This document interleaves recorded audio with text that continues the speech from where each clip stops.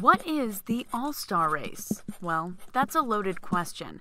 To answer it, we need to go back to when the All-Star Race wasn't the All-Star Race.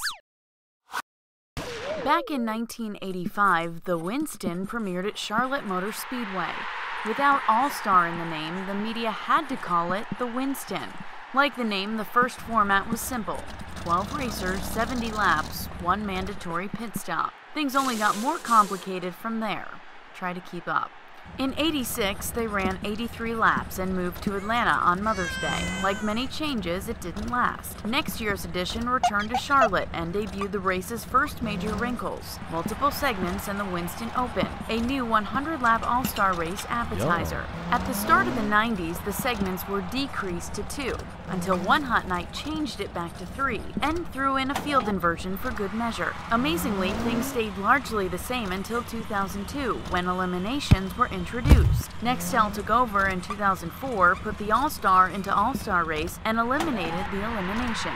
'07 was crazy, adding the Pit Crew Challenge, the fan vote, 4 20-lap segments, plus a mandatory pit stop to determine track position. Oh, and the All-Star Race was also broadcast for the first time on Speed.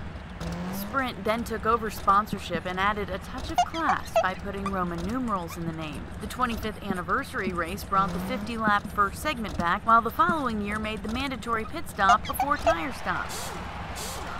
Whew. Which brings us, finally, to this year's edition. How many new wrinkles does it have in store?